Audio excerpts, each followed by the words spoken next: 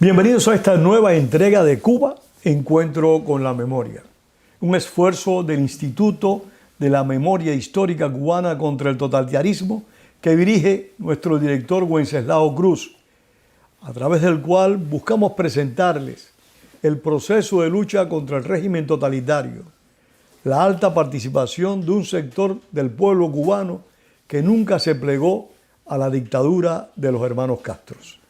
Así que bienvenidos, y hoy vamos a conversar con un viejo amigo, pudiera decir un viejísimo amigo, porque me remonto a los tiempos del presidio de Isla de Pinos con Vicente Fernando Fernández Roy. Repito, un gran amigo, compañero de celda. Y le decía a Wenceslao Cruz, nuestro director, le decía, creo que Raúl Fernández Rivero y Vicente son los únicos dos compañeros de celda que tuve en Isla de Pino que permanecen vivos, porque todos los otros, Héctor Llera, Pedro Forcade, Benedicto Lorente, muchos desgraciadamente ya han partido para el infinito. Pero sin más, nos vamos con Vicente Fernando Fernández Roy. Gracias por estar acá, Vicente. Gracias a ti, Pedro, por la invitación.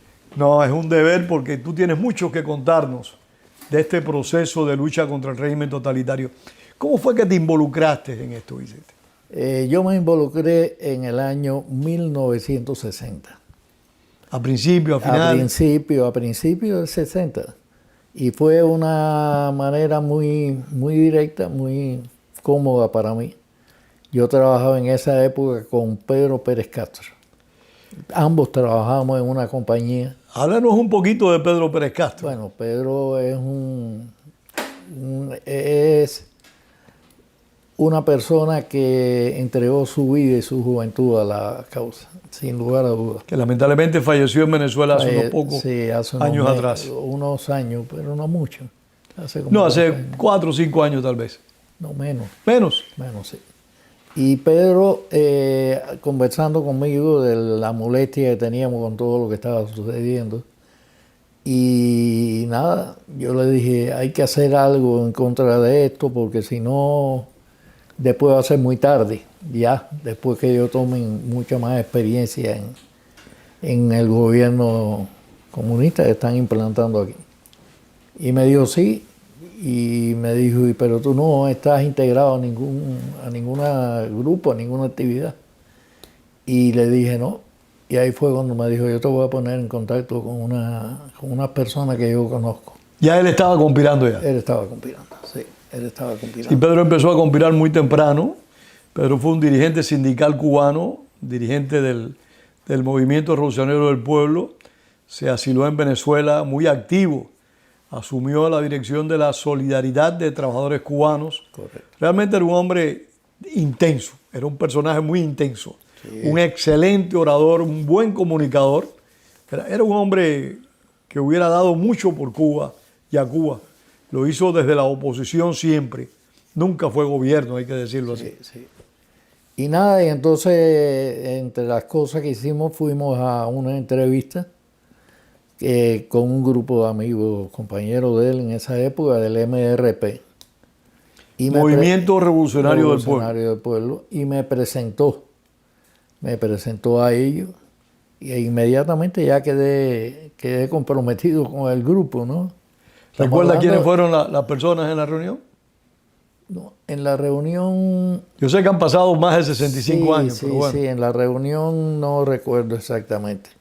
Fue en aquella época en un edificio, en el Vedado, de la Juventud Obrera Católica. La Juventud Obrera Católica. Ahí nos reunimos. Y nada, y ahí comenzó después ya no nos reuníamos ahí, ya empezó la parte de clandestinaje, ¿no? Y ya las reuniones eran mucho más cuidadosas porque teníamos que asistir a lugares, me tocó asistir a lugares increíbles.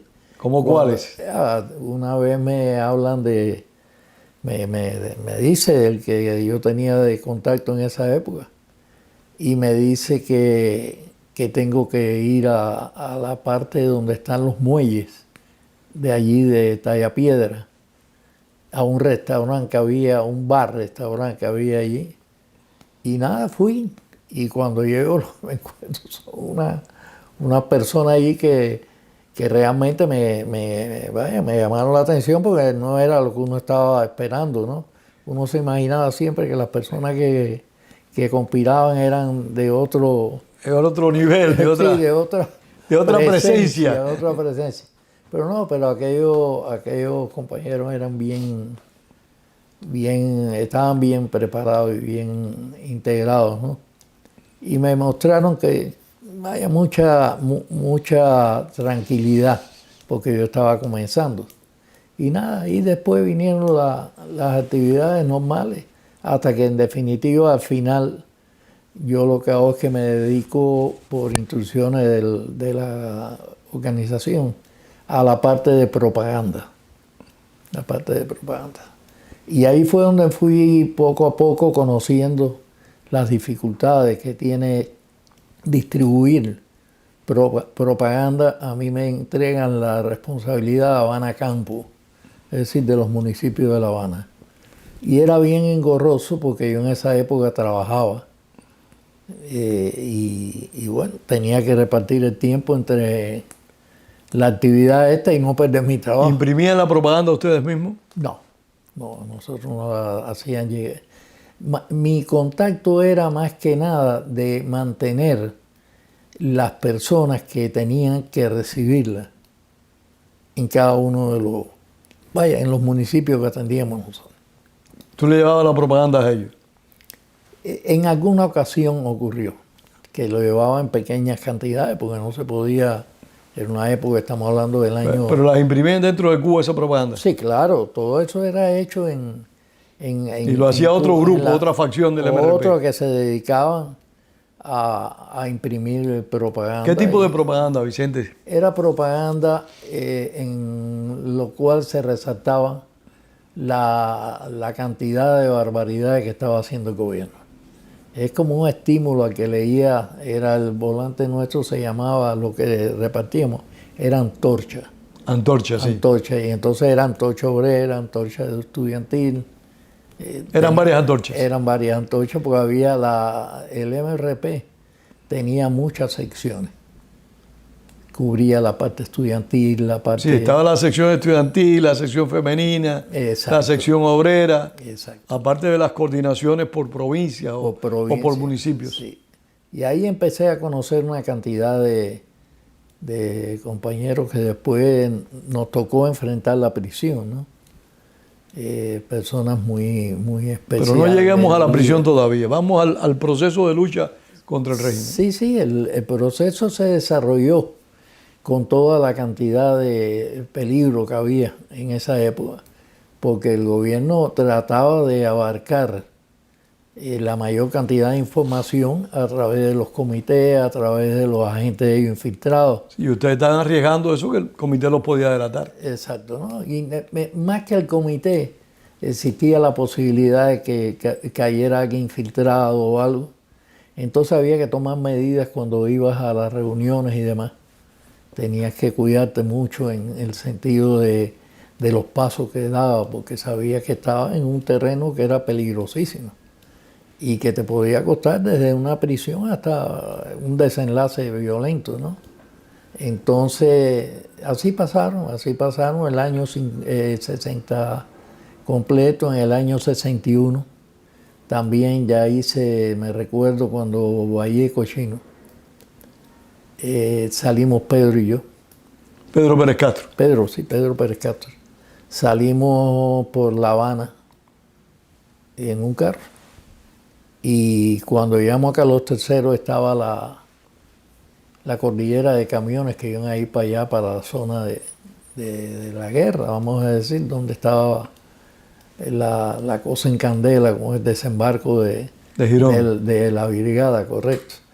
Y entonces nos llamó la atención y vimos un cuadro muy, muy desagradable, porque eran los camiones cargados de muchachos jóvenes que eran milicianos. Combatir cubano contra cubanos. Exacto, y entonces en algunos casos familiares de ellos, en el piso, ellos arriba del camión y los familiares despidiéndolos ahí, porque ya, y detrás un cañón llevándole el camión. Y nada, así, aquel día conversamos y dijimos, mira, esto, si no es en este momento que se derriba el gobierno, esto va a ser muy difícil, pues mira lo que tienen esta gente. ¿Y cómo soportaste, o cómo soportaron todos ustedes, la oleada represiva esa que motivó la expedición de Bahía de Cochinos? Bien. ¿No caíste preso en esa oportunidad? No. Pero muchos compañeros tuyos sí fueron hechos prisioneros. Sí, hubo muchos que fueron prisioneros y otros que lograron, como en el caso mío, pasar desapercibidos. Yo en esa época tenía una novia que después fue mi esposa, mi primera esposa. Y lo que hicimos fue que yo trataba de mantenerme lo menos visible posible. Yo, mi trabajo, tenía que salir a estas actividades que lo hacía los fines de semana. Con lo más discreto posible. Pero lo más discreto. Había ocasiones en que ella incluso me acompañó. Y como no había muchas veces evidencia, porque yo no llevaba la propaganda conmigo, sino lo que hacía era hacer ver a los contactos que teníamos. Y cuando vino la cuestión aquella, yo no tuve problema. ¿No tuviste problema? No tuve problema de ningún tipo, de ninguno. En la cuadra donde yo vivía sí detuvieron a algunas personas. Bueno, en Santa Clara detuvieron muchísimas personas. Es más, hay estimados de que en los días de Playa Girón, antes y después, aproximadamente 250,000 personas fueron arrestadas en toda la isla de Cuba. Toda la isla.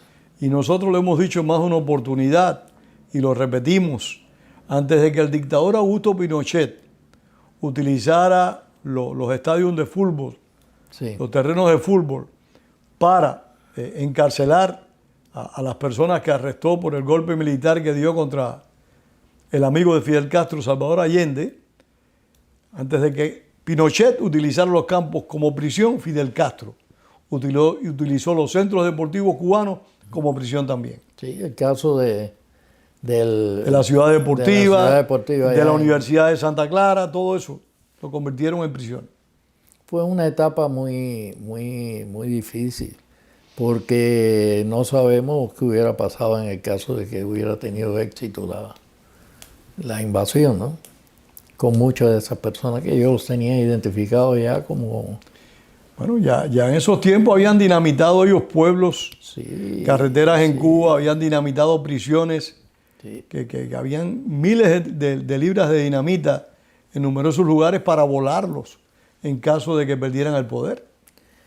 Nosotros, después de terminar el proceso de Bahía Cochino, desgraciadamente con la pérdida de una serie de compañeros que vinieron en la brigada y que sencillamente fueron asesinados, el caso de la rastra y bueno, y después una cantidad de compañeros que sencillamente eran de los trines de infiltración y tuvieron que quedar al lado nuestro ahí en la prisión. Estaban el sheriff. Exacto. El sheriff, Emilio Martínez. Ahí el grupo Muchísimos. es numeroso. Y entonces nada, libramos aquello, pero ya estamos hablando de abril del año 61. En ese momento yo me voy y me comprometo ya para casarme, porque vi que aquello era una situación muy difícil para sobrevivir, aunque seguía conspirando. Y entonces me casé en junio de ese mismo año. Pero antes, Vicente, perdón una digresión, antes el MRP, militantes del MRP, participaron en un acto contra la dictadura muy serio, la voladura de la tienda por departamentos del Encanto. Sí, el la Encanto. quema. Bueno, en esa fecha precisamente. Eso fue en marzo, abril del 61, ¿no? En los días previos a Playa la Girón. invasión. Entonces sí se produjo aquello y otras cosas más que se venían haciendo en las provincias del interior. No, y en la propia Habana. Y en La Habana el también. atentado contra Flogar, contra varias tiendas. Y entonces llegó el momento del Plan Liborio, que fue el plan que se... Háblenos del Plan Liborio. El Plan Liborio fue un plan que se elaboró por la dirección de la organización para, aprovechando el regreso del presidente Dorticó a la ciudad de La Habana. Estaba de viaje Él estaba de viaje en Angola. Entonces se preparó, muy bien preparado, un equipo que lo que iba a hacer era un atentado contra la plana mayor del gobierno, que se iba a reunir un día X en la terraza norte. Y a la terraza norte del Palacio Presidencial había un apartamento que fue el que se escogió, que directamente se veía la terraza. Donde se iba a producir la supuesta reunión. Sí, donde se iban a reunir los personajes estos. Y entonces en ese apartamento se preparó, por los que participaron en ello, unas condiciones para, si se disparaba una bazuca, no fuera a matar a las personas que estaban ahí o al que estuviera ahí haciendo el disparo. Y se organizaron también unos grupos que eran los que iban a estar entre el público al momento de la explosión. Sí. Ellos empezarían vestidos de militares. Y estas personas ya contaban con la bazuca y los cohetes necesarios. Sí, y todo. Sí. Ya, supuestamente ya debe haber estado todo resuelto. Y lo que sucedió fue que no se realizó el atentado. No se sabe por qué. Hay diferentes versiones, pero evidentemente lo más importante, al margen de cualquier otra consideración, fue de que no se hizo. No se hizo. Bueno, aquello no fue como se pensó. ¿Y el gobierno llegó a enterarse de ese intento de atentado? Sí. Entonces, ahí vino, después de eso, ya vino la debacle. Porque estamos hablando de el mes de septiembre, finales de septiembre. Y ya a mí me avisan de que debo de pasar a la clandestinidad definitiva. ¿Ya las autoridades de la seguridad del Estado te habían identificado que tuviste que ir al clandestinaje? ¿A la clandestinidad? No, porque yo no pasé al clandestinaje. Precisamente me detienen en esos días. ¿No llegaste a pasar al clandestinaje? No. Sí tuve reuniones con varios, con José Antonio Martínez Mariño, que era coordinador en la ciudad de La Habana, que caímos juntos, y con otros compañeros. Entonces, ¿qué pasó? Que me avisan que pasa el clandestinaje porque evidentemente es la situación para evitar que te detengan. Y yo dije, sí, ¿cómo que no? Voy a hacerlo, pero para mí no era una cuestión de un día para otro, de que me lo dijeran hoy, al otro día ya empezar el clandestinaje. Y en ese periodo, eso debe haber llegado la orden más o menos a finales o principios de octubre, ya, porque había muchos detenidos. Había muchos detenidos. Ya en esa época estaban presos Roberto Torres, ¿Ya Pérez Castro había caído preso también? no, Pedro el mismo día que caigo yo. Los dos caímos juntos. Fue un 21 de octubre del 61. Roberto Torres era un dirigente del MRP. Sí, era un líder nato. Para mí, de los tantos, porque conocí ahí personas que sin lugar a dudas eran líderes naturales. Yo conocí a Roberto, quien murió en Venezuela. Sí. Era realmente un hombre extraordinario. Sí, sí, sí. Mucho talento, mucha capacidad, mucha voluntad y sacrificio personal. Sí, y mucha valentía, Y muy valiente. Muy valiente, muy valiente. Y con ideas muy, muy claras sobre todo el proceso y cómo debiera de ser el proceso futuro cuando el gobierno cayera. Y nada, me fui viendo con ellos en ese tiempo. Todavía Roberto ya estaba preso, estaba Telesforo Fernández también. Heriberto Fernández, Heriberto sí, señor. Fernández. Y estaba Mario Pombo. Bueno, Mario Bombo Matamoro y varias Sí. personas más que no digamos su nombre porque no sabemos si viven o no, como Eduardo García Moure, que sí ya falleció. Sí, ya falleció. Varias personas fueron involucradas en la quema del Encanto. Sí, Y por la quema del Encanto fue fusilado un joven cubano sí. que trabajaba en esa tienda, Carlito. Carlos González Vidal. Sí.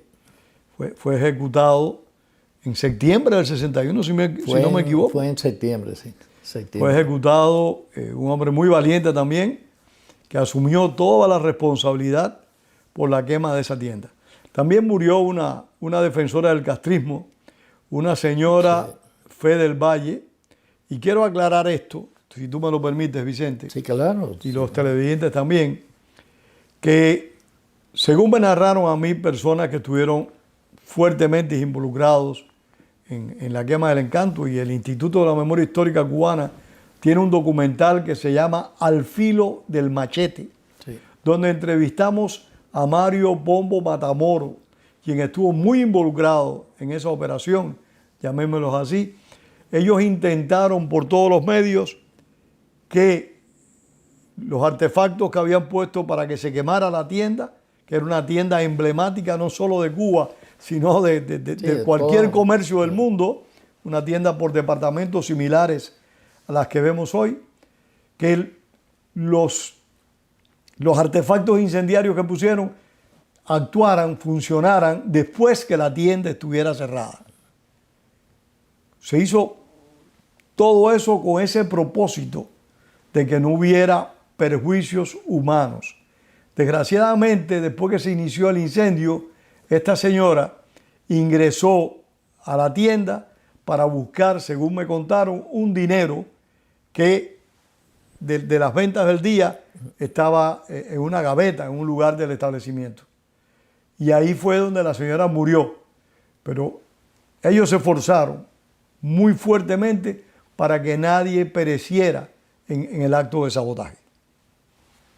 Quiero hacer esta aclaración, Vicente, con tu permiso, Sí, porque no, me parece oportuna. Es muy correcta, pues nuestra lucha fue una lucha muy dura, porque éramos Fue una dura, parte- pero contrario, Vicente, a las acciones del movimiento 26 de julio contra el régimen de Fulgencio Batista. Claro.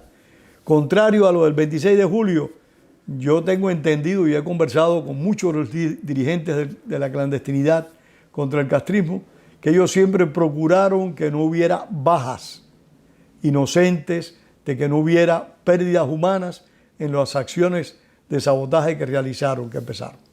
Que de eso no se preocupaba el movimiento 26 de julio, No, porque hay no. muchísimas evidencias de bombas puestas en los cabarets, de bombas puestas en los cines, muchísimas evidencias y hay muertos por esas causas. Sí. Esto fue una lucha totalmente diferente, en el sentido de evitar víctimas inocentes cuando había cuestiones que tenían que ver con el terrorismo, que era lo que había en ese momento. Sí. Eso Porque había un terrorismo de Estado muy severo.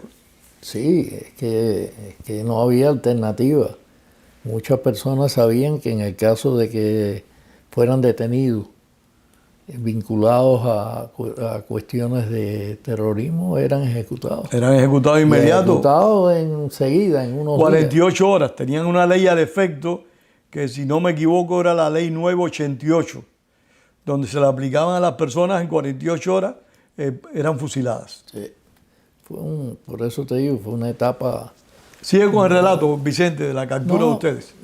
Y perdona la digresión. No, es que está muy bien que se aclare eso, porque cualquiera con tantos problemas que hay hoy en día con el terrorismo y demás, puede pensar que nosotros estábamos enmarcados en ese tipo de actividad, y no fue así. Entonces, viene la situación de la detención de parte de la organización. ¿Quién estaba al frente del MRP en ese momento? ¿Reynold González? Reynold. Háblenos algo de Reynold González para que... desgraciadamente no lo pudimos entrevistar en esta sección porque ya él estaba muy mal de salud. Sí. Reynold fue un hombre con una trayectoria de lucha durante el proceso de derrocamiento de Batista, ¿no? Y era un hombre un intelectual, yo diría que era Reynold. Reynold reunía una serie de cualidades para un dirigente de primera mano. Bueno, fue, creo que, secretario de Relaciones Internacionales de la CTC. De la CTC. Entonces... de la CTC en el año 59. En el año 59. Y desde ese cargo, él logra coordinar con algunos otros, con ministros del gobierno. Al principio, la organización nuestra se funda bajo el auspicio de Rufo López Ferqué, Felipe Paso, Manuel Orray.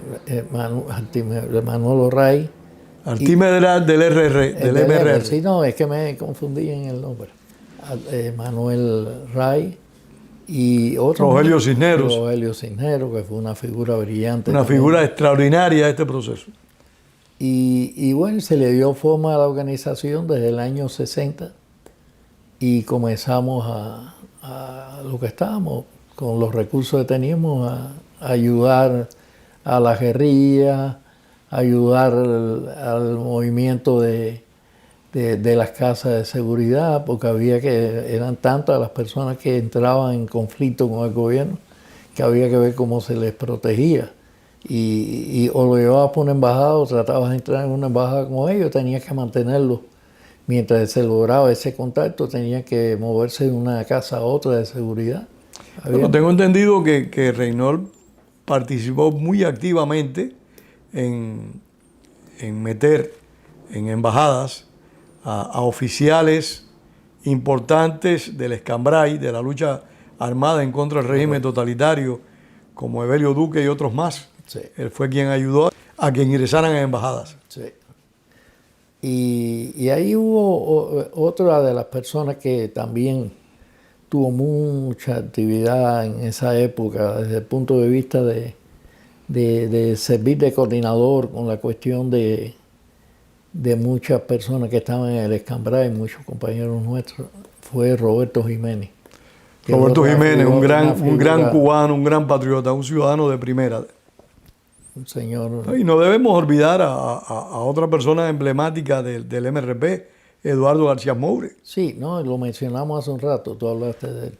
Eduardo fue un líder sindical, un hombre de una estatura increíble. La organización tenía muy buena figura en el sentido de la dirección. Tenían una cantidad de... Yo me atrevería a decir, Vicente, que la oposición al castrismo reunió a mucho de lo mejor sí, de la intelectualidad y de la creatividad cubana en cualquier aspecto.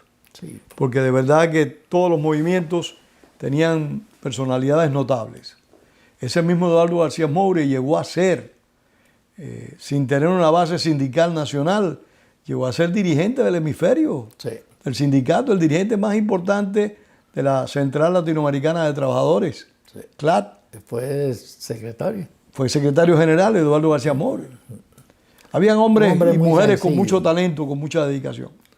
Eduardo era un hombre muy sencillo en Sí, su sí, sí, aspecto, sí, muy sí, sí, sí. directo.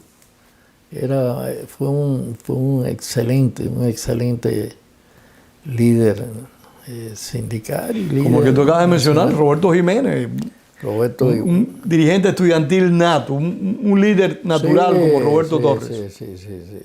Ellos dos siempre para mí fueron dos figuras a las cuales admiré. Conocí a los dos en la calle.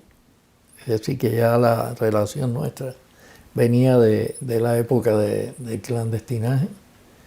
Y nada, dieron lo que parecía que iban a hacer. Lo fueron.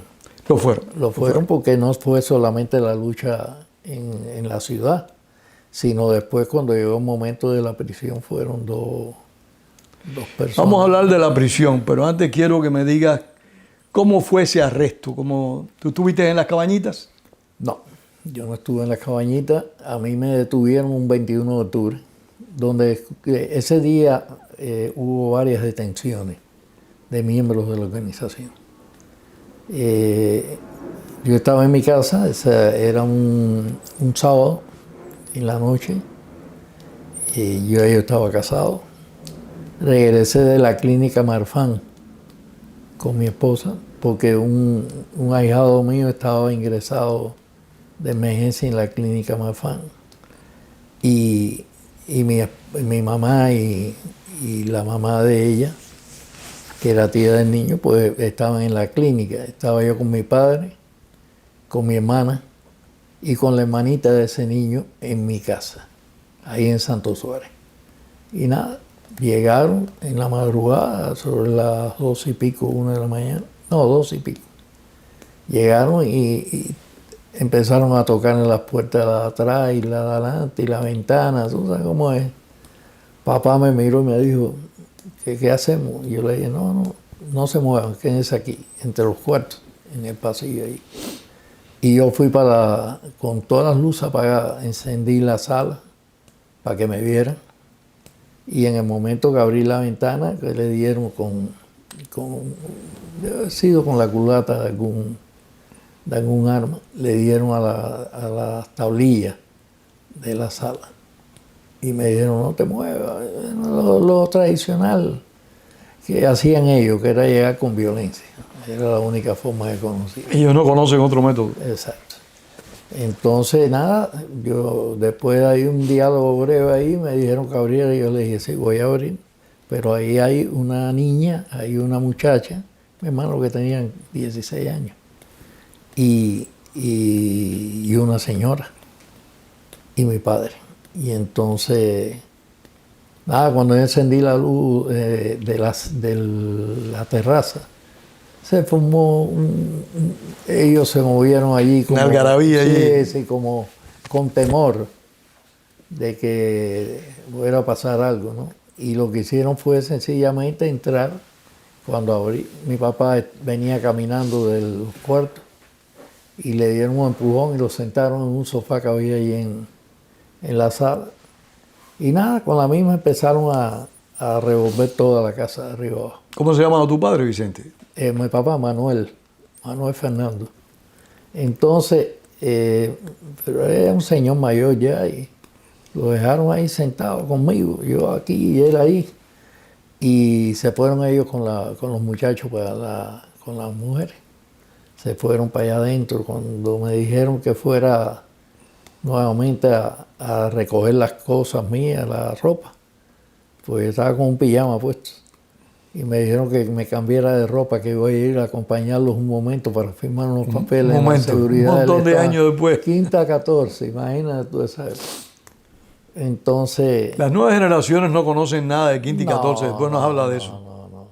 Entonces nada, salí para allá y cuando llegué a la habitación nuestra, aquello era estaba la ropa toda en el piso, habían pisado la ropa, las fotos, una foto de la voz estaba tirada y pisoteada, todo. No, una cosa, eran bestias cuando entraron allí.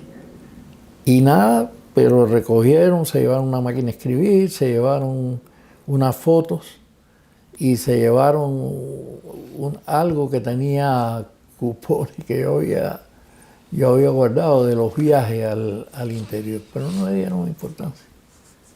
Todo eso lo cargaron, ellos habían venido en 2 carros. En 2 carros de la época esa grandísima, del año 59. Y entonces me bajaron y me montaron, después de decirme que me despidiera, porque me iba, que ellos me traían en 2 horas. En 2 horas. Entonces papá me miró y mi esposa, oye, llévate un abrigo, que mira, que hace frío. Era octubre, ya terminando. Y entonces, nada, para Quinta y 14. Y la entrada a Quinta y 14 fue muy, muy fuerte porque evidentemente ya venía preso. Quinta y 14 estaba en El Vedado. Estaba en Miramar. Miramar. Quinta Avenida y 14 Calle. Sí, señor. Era donde estaba. Era una casa, ¿no? Era una residencia de las que ellos habían ocupado, creo que era un abogado, un médico, el propietario. Se había ido y entonces ellos ocuparon esa mansión. Y lo tenían como centro de detención de la seguridad del Estado. Sí, muchachos, tenían allí abajo en el sótano, habían acondicionado el estacionamiento en el sótano con celdas. Pero en el interín ese que entro, después que me llevan a un pasillo, me ponen ahí que me toman los datos y demás, me siento y era muy curioso, había un pasillo largo y en ese pasillo lo que utilizaban era un pastor alemán, de esos grandes e impresionantes, ¿no? Y lo tenían ahí por el pasillo, el pastor iba para allá y venía para acá.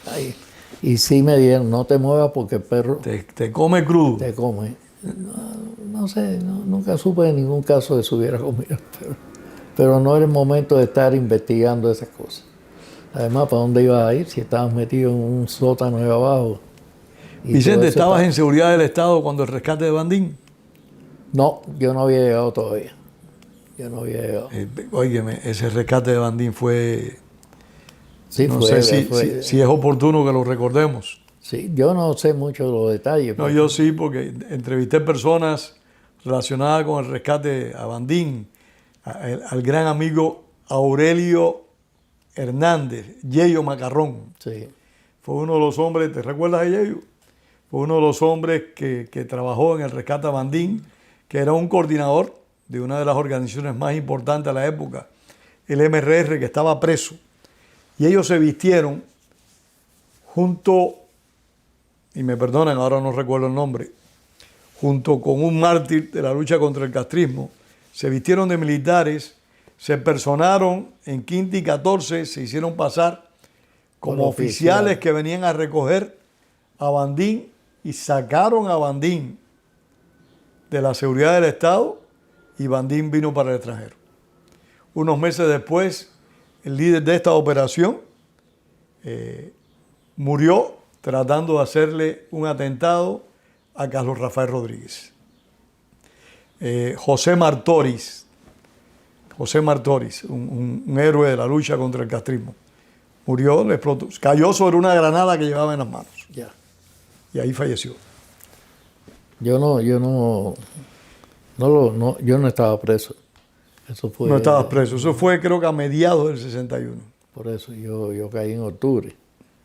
Y nada, después ya el proceso fue los interrogatorios. ¿Te tocaron los paredones en la cabaña? Sí, claro. En el libro precisamente yo... De eso vamos a hablar del libro en breve. Sí. Pero háblanos de tu experiencia en la seguridad del Estado cuando fuiste extraditado para acá. Háblanos de eso. No, la seguridad del Estado era un Estado, vamos a decir, de allí, muy dramático. Las celdas eran pequeñas, La celda que me tocó a mí fue la número 2, en la cual el supuesta jefe de la galera era el Checo. El Checo era un personaje. Era un personaje muy circunspecto, muy Sí, raro. sí, Muy raro. Muy raro y muy complicado. Y allí habían varios compañeros que yo no los conocía porque eran unos de 30, otros del R. Y estaba Echemendía, Santiago, el doctor Santiago Echemendía, que vivía Médico. en médico, sí. Espirituano. Sí, una excelente persona Sí, en señor. todos los sentidos y un líder nato. Estaba Ismaelito Hernández Sarduy, de Ismael, 30 recientemente fallecido, también Sí. director del instituto. Sí, y ¿cómo se llama el otro que era socio de él? Alfredo Elías no estaba ahí contigo cuando... No recuerdo, Alfredo no creo que estábamos en la misma celda. Sí, después recuerdo cuando fuimos en la cabaña, sí estuvimos y después... Estuvieron juntos en la cabaña. Y fuimos juntos para Isla de Pino también. Pero no, ahí no recuerdo a Alfredo. Pero ese fue una situación. Cuando tú entrabas a la celda, que te abrían la reja para entrar, había una pared frente a la entrada. Del lado de izquierdo estaban lo que eran unas camas, las pocas camas que habían allí. El resto dormíamos en el piso. Y había un Esa es una área- constante. Sí, para no cambiar. Y el área era una pequeña área que tenían una cortina de hoyute de eso colocada allí, porque ahí era donde estaba el inodoro y estaba la duchita para bañarte. Cosa que había que aprovechar en el momento que venía Cuando el había agua. Cuando había agua. Entonces, nada, en la pared esa había un crucifijo arriba y después decía que los compañeros que habían estado, los mártires que habían estado viviendo en esa celda. Y era una lista que comenzaba arriba, hecha con grafito, con lápiz de grafito. Así, y terminaba casi ya al llegar al piso. Es decir, que la lista era interminable. Larguísima, como son los muertos del castrismo, interminables. Y bueno, te impresionaba cuando tú llegabas y le veías aquello, tú decías, por aquí pasaron héroes suficientes que dieron su vida en este lugar. Y así eran, los interrogatorios fueron muy fuertes. Tú ves que te trataban, yo fui a muchos interrogatorios en esos días. Aunque ellos hicieron los interrogatorios mañana, tarde y noche a veces, no te dejaban ni dormir. Sí, era un ritmo muy intenso. Un ritmo muy intenso. Y por ejemplo, yo no estaba en actividades de terrorismo, no era mi actividad dentro de la organización. Como te he dicho, yo era la parte de esto de propaganda. Sin embargo, un día me llevan a un salón. Hay dos funcionarios del ministerio, dos guardias. Y lo que tienen arriba de la mesa ahí es una metralleta, una pistola Colt, una granada de mano. Bueno. Pura intimidación. Sí, pero te impresiona porque no había más nadie en la habitación. ¿Cómo no impresiona? Eso me recuerda, vuelvo, que estas son anécdotas. Ustedes perdonen. Me recuerdan, pero las cosas hay que decirlas porque se pierden. Sí. Me recuerdan cuando a mí un día me citan en el Instituto de Segunda Enseñanza de Santa Clara. Y la directora, que quizás está aquí en el destierro porque el mundo es así, recuerdo que se llamaba Martina, no digo su apellido porque no lo conozco. No lo conozco el apellido porque esto fue una realidad. La directora estaba vestida de miliciano, la directora del Instituto de Segunda Enseñanza de Santa Clara. Vestida de miliciano, y lo primero que hizo cuando yo entré a la oficina fue blandirme un fusil checo R2, como queriendo decirme, ¿y tú qué haces aquí con el fusil en la mano? Sí. Porque es que era la política de intimidación, de meter miedo, más nada que eso. No, allí en el interrogatorio ese, Nada, me tuvieron ahí unos minutos ahí, estarían viendo, pues había un espejo al lado derecho mío, en una pared había un espejo, y detrás del espejo ese, de haber estado, seguramente vieron la reacción que yo tenía. Y al final entraron dos interrogadores y me preguntaron que qué me parecían las armas. Yo le dije, no sé esto qué cosa es. Yo, está haciendo eso uno el tonto, ¿no? Porque esto era tuyo. Digo, no tengo que ver nada con esto ni con nada. A ti no te ocuparon nada y ellos dijeron que eso era tuyo. Entonces me dice, ¿y esto? Y entonces me saca una hoja, unos volantes del directorio, de los volantes del directorio, que era la trinchera Del directorio, sí. del directorio. Y me cogen los volantes y entonces uno de los interrogadores me dice, mira, esto no es tuyo. Entonces yo le digo, no sé, eso no. Y entonces metió dentro de una gaveta la mano y sacó otros paquetes Que eran de la antorchas. antorcha. Y me dijo, no, nosotros sabemos que eso no es tuyo. Esto sí es tuyo. Esto era lo que tú distribuías en Habana Campo. Es decir, que en esos momentos ya sabían de que yo estaba comprometido, ¿no? Y nada, ahí fueron otro de los momentos bien desagradables. Fue un día que me llevan por el mediodía y a otra habitación. Y cuando estoy en la habitación, estoy solo también. Y entonces de pronto se abre la puerta por donde yo había entrado. Y entonces traen a un compañero nuestro del cual tengo unos recuerdos, porque es un hombre valiente, un dirigente de primera línea, fundador de la organización, y había conspirado contra el gobierno de Batista, y era un personaje bien interesante. Pero lo destruyeron en las casitas, lo traían de las casitas. Y me lo trajeron, venían dos guardias, uno lo traía agarrado del pelo, y el otro lo traía habían tenido preso en la cabañita. Sí, pero acabado.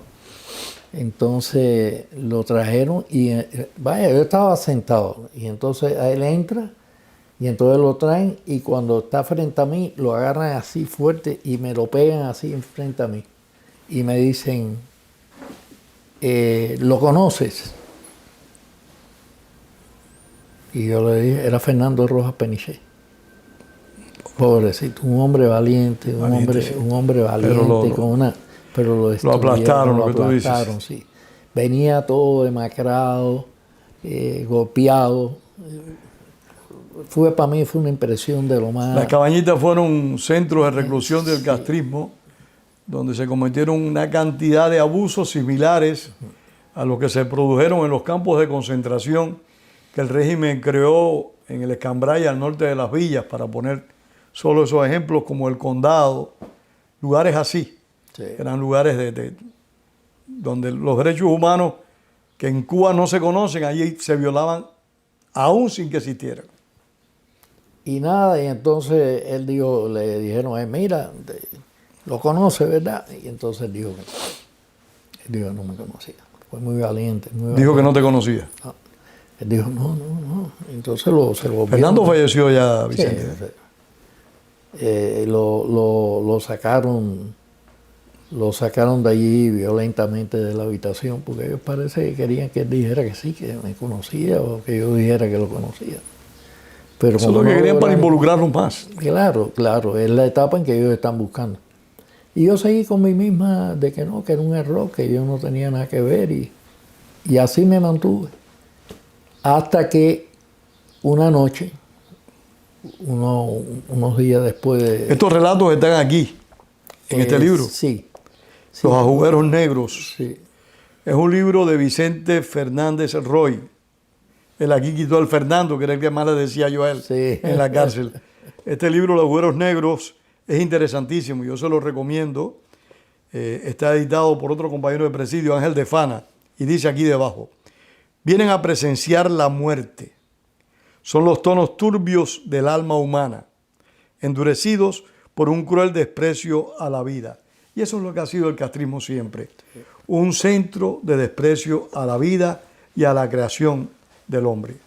Vicente, el libro está fabuloso. Nuestro común amigo José Antonio Albertini quedó prendado de él en cuanto lo leyó. Sí. Vamos a ver si hacemos una pronta presentación. Correcto.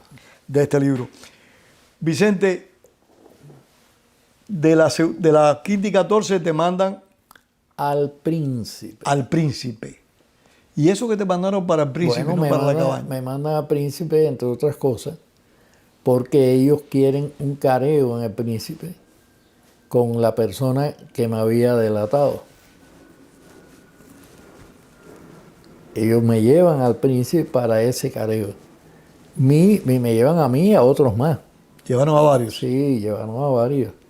Entonces, así fue. Yo llegué en la tarde, llegué al príncipe oscureciendo, ya era de noche. Y en la madrugada, como 2, 3, 4 horas después, me sacan de una celda allí, que estábamos allí en el piso. Y con la misma me llevan para un salón que estaba, había una mesa en el salón y en la mesa esa estaban los jefes de la seguridad en esos momentos, en la parte de los interrogatorios. Estaban ahí sentados con todos los expedientes arriba de la mesa. Pero antes de llegar a la mesa, del lado de acá, yo cuando entro no me doy cuenta que hay nadie.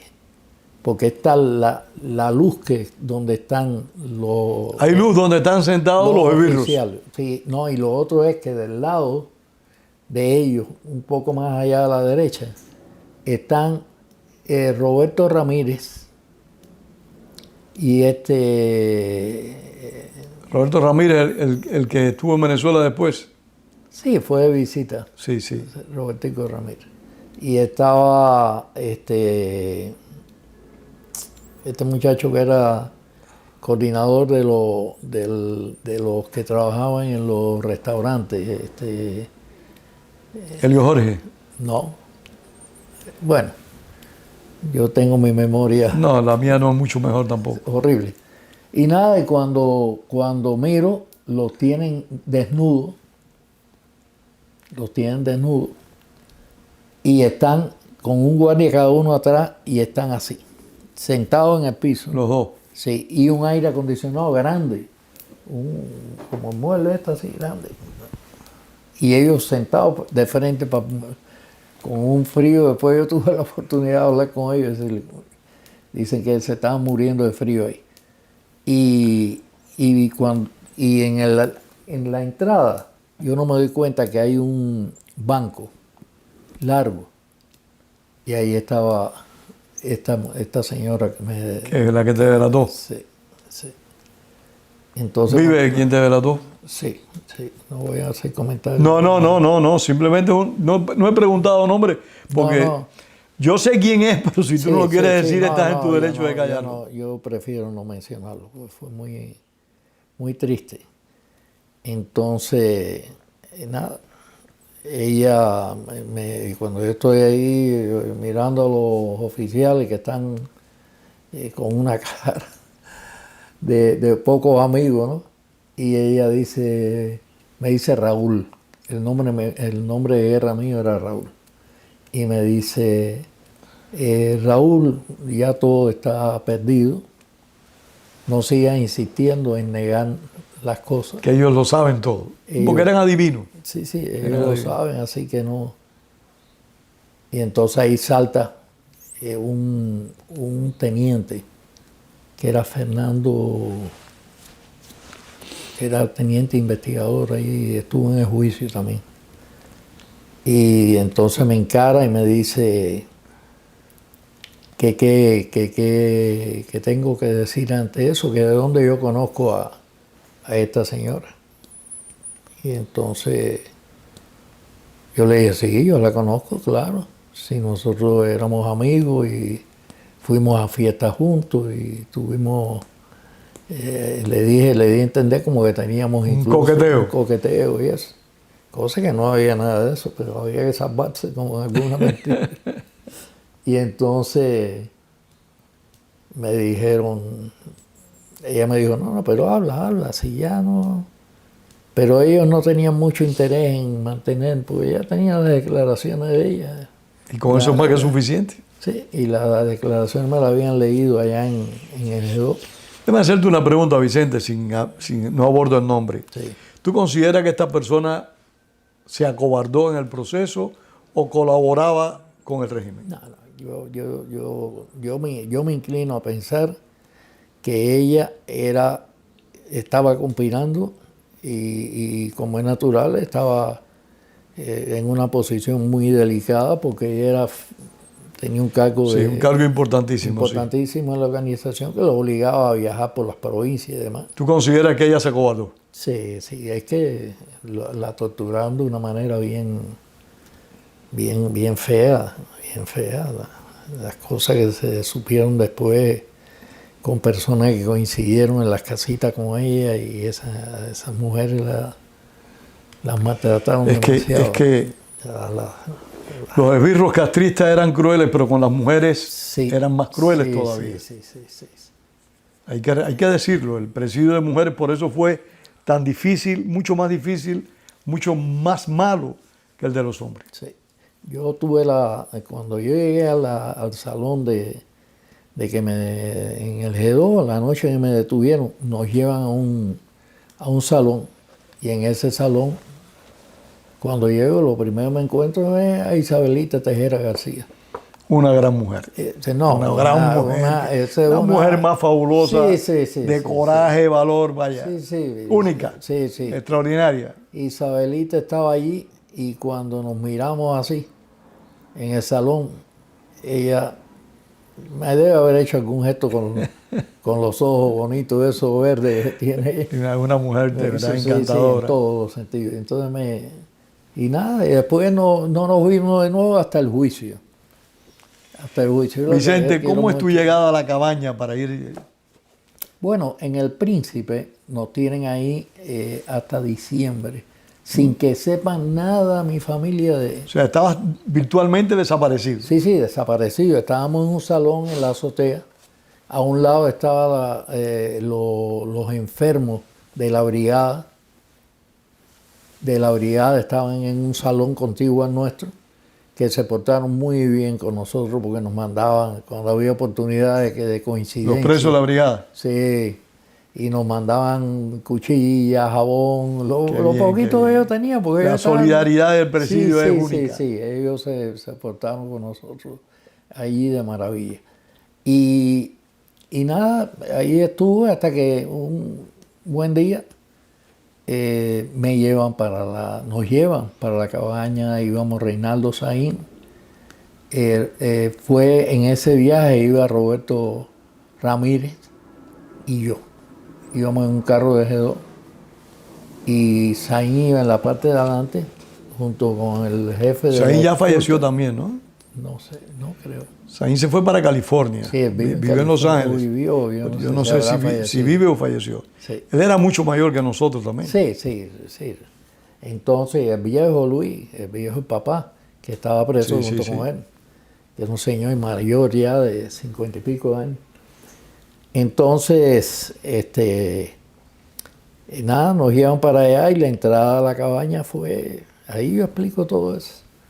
Y fue muy dura la llegada a la cabaña.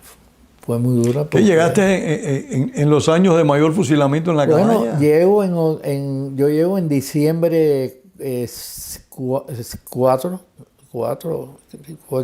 de diciembre. Nos sacaron por el comienzo de la tarde y nos llevaron.